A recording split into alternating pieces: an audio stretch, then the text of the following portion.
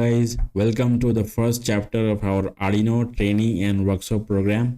इस चैप्टर में हम Arduino के बारे में बात करेंगे। इससे हम क्या क्या एक्सपेरिमेंट कर सकते हैं, इससे हम क्या क्या हैंड्स ऑन प्रोजेक्ट्स बना सकते हैं और इसके इनपुट आउटपुट पिन्स के बारे में बात करेंगे। तो let's start and dive into the world of electronics and software. Firstly हम बात करते हैं Arduino बोर्ड के बारे में। Arduino एक ओपन सोर्स प्लेटफॉर्म है, easy to use hardware and software provide करता है, जिसका यूज़ करके हम किसी भी इलेक्ट्रॉनिक्स और इलेक्ट्रिकल कंपोनेंट्स को कंट्रोल कर सकते हैं, जैसे कि एलईडी, मोटर्स, सेंसर्स और बहुत कुछ। इंटरेस्टिंगली Arduino बोर्ड जो हार्डवेयर है, जो हमारा मेन कंपोनेंट होने वाला है इस पूरे ट्रेनिंग में, ये बहुत इजी टू यूज़ है, अफोर्डेबल भी है और इजीली एक्सेसिबल भी है। आपको इस पूरे ट्रेनिंग में डिटेल में हम लोग बात करेंगे और आई होप कि ये वर्कशॉप से आपको बहुत बेनिफिट होगा। सेकेंडली हम लोग बात करते हैं Arduino की यूजेस की। पहला है प्रोटोटाइपिंग। अब ये प्रोटोटाइपिंग क्या होता है?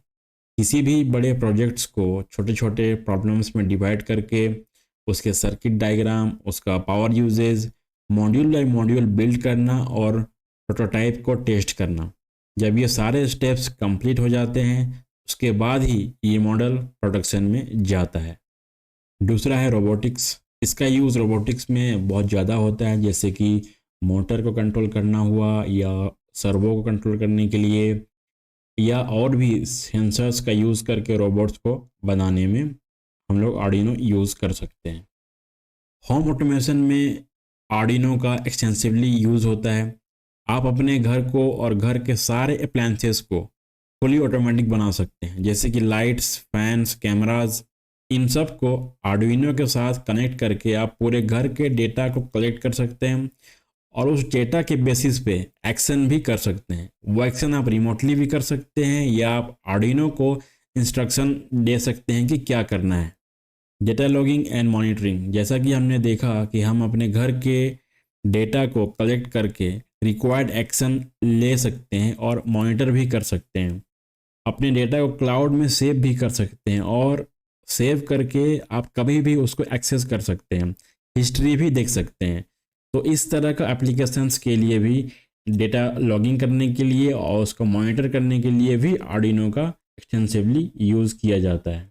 एजुकेशन में भी Arduino का यूज़ होता है।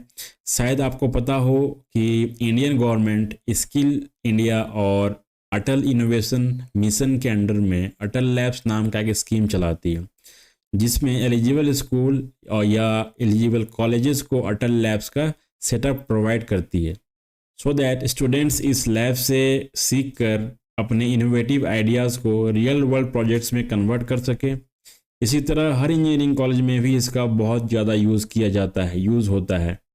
स्टूडेंट्स यूज़ करते हैं अपने प्रोजेक्ट्स को बनाने के लिए। और भी इसके बहुत सारे प्रोफाउंड यूजेस हैं जो हम लोग आगे की क्लास में डिस्कस करेंगे। चलिए अब जानते हैं Arduino Uno के बारे में। ये एक पॉपुलर बोर्ड है और Arduino फोरम में भी इसको वाइडली सपोर्ट किया जाता है। Let's see the main parts of Arduino boards. Arduino Uno में एक माइक्रो कंट्रोलर होता है जो कि होता है ATmega 328P। ये एक 8-बिट माइक्रो कंट्रोलर है जो रिलेटिवली सिंपल कैलकुलेशंस कर सकता है या बेसिक प्रोजेक्ट्स आप इससे बना सकते हैं। Arduino बोर्ड में इनपुट एंड आउटपुट पिन्स होते हैं जो किसी अदर डिवाइस के साथ या अप्लायंसेस के साथ कनेक्ट करने के लिए यूज़ किया जाता है, जैसे एलईडी को कनेक्ट करना हुआ या किसी वाईफाई मॉड्यूल है, जीएसएम मॉड्यूल है। इन सब को कनेक्ट करने के लिए हम इन पिन्स का यूज़ करते हैं।